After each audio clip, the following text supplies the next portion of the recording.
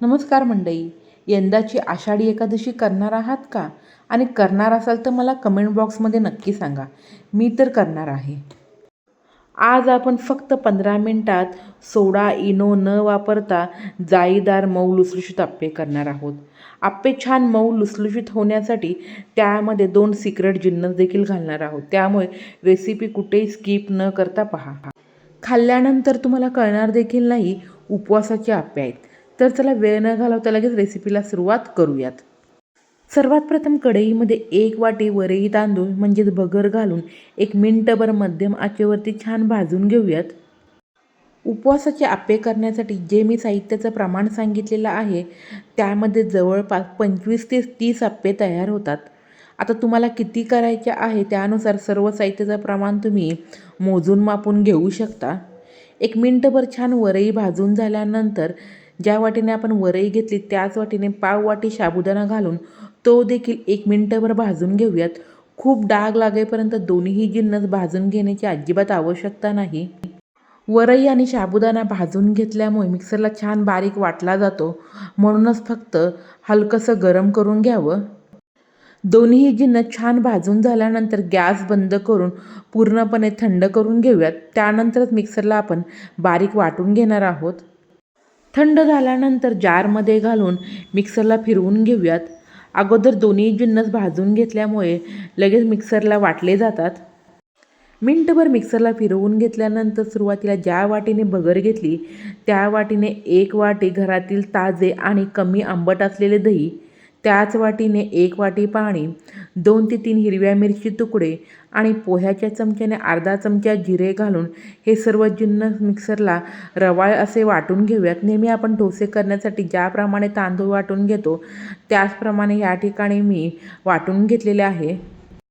दही नसेल तर 2 वाटी ताक वापरले तरी चालेल, परंतु ताक वापरणार असाल तर 1 वाटी पाणी अजिबात घालू नका, नाहीतर मिश्रण खूप पातळ होईल.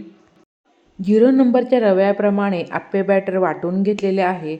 आता बाऊलवरती झाकण ठेवून फक्त 15 मिनिटासाठी छान हे बॅटर भिजवून घेऊयात.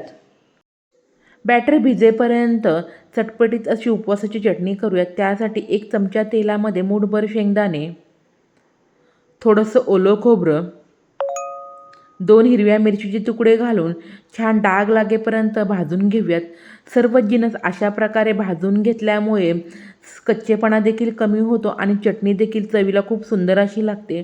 चटणी किती करायची आहे ना त्यानुसार सर्व साहित्याचं प्रमाण तुम्ही घेऊ शकता.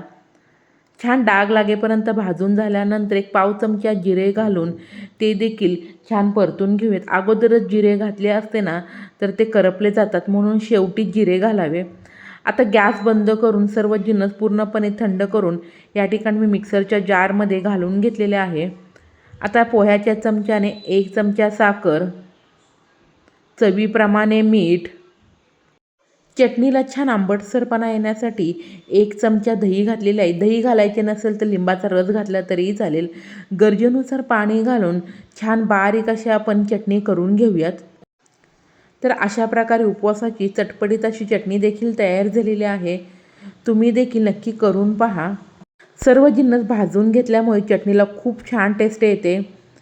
आता चटणी तुम्हाला पातळ हवी असेल तर त्यामध्ये थोडंसं पाणी घातलं तरीही चालेल. 15 मिनिटानंतर बॅटर छान भिजलेले आहे. त्यामध्ये चवीप्रमाणे मीठ, अर्धा वाटी ओला खवलेला नारळ आणि 1 उकडलेला बटाटा अशा प्रकारे बारीक किसणीने किसून घालूयात. उकडलेला बटाटा घातल्यामुळे दिवसभर आप्पे छान मऊ लुसलुशीत राहतात आणि खाताना घास देखील लागत नाही. समजा तुम्ही ह्या बॅटरमध्ये कच्चा बटाटा टाकला तर आप्पे थंड झाल्यानंतर खाताना ते घास लागतात. 1 मोठा चमचा भाजलेला दाण्याचा कूट, समजा तुम्ही कोथिंबीर खात असाल तर ह्या मिश्रणामध्ये बारीक चिरून कोथिंबीर देखील घालू शकता. सर्व जिन्नस घातल्यानंतर बॅटर मला थोडंसं घट्ट वाटत आहे, म्हणून त्यामध्ये मी साधारणपणे अर्धा वाटी पाणी घालून बॅटर छान पातळसर असं करून घेणार आहे.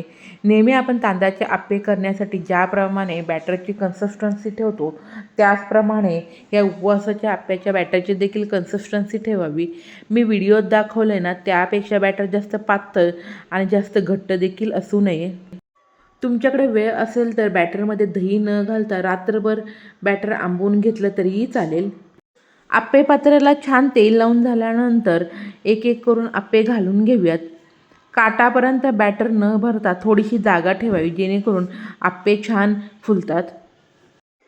बॅटरमध्ये उकडलेला बटाटा आणि ओलं खोबरं घातल्यामुळे आप्पे खाताना अजिबात घास देखील लागत नाही आणि चवीला देखील खूप सुंदर असे लागतात. अशा प्रकारे आप्पे पात्रामध्ये बॅटर घालून झाल्यानंतर वरती थोडंसं तेल घालून घेऊयात, जेणेकरून आप्पे छान खरपूस असे भाजले जातील. आप्पे पात्रावरती झाकण ठेवून एका बाजूने छान खरपूस होईपर्यंत आप्पे भाजून घेऊयात. आरामात 5 ते 6 मिनिटांमध्ये एका बाजूने छान गोल्डन रंग येईपर्यंत या ठिकाणी मी आप्पे भाजून घेतलेले आहे. कलर पहा किती सुंदर असा आलेला आहे ना, बघूनच तोंडाला पाणी सुटलं ना. तर दुसऱ्या बाजूने देखील अशा प्रकारे छान खरपूस रंग येईपर्यंत आप्पे भाजून घेऊयात. नेहमीचे तेच उपवासाचे पदार्थ खाऊन कंटाळा येतो ना, तर यंदाच्या आषाढी एकादशीला हे उपवासाचे आप्पे नक्की करून पहा.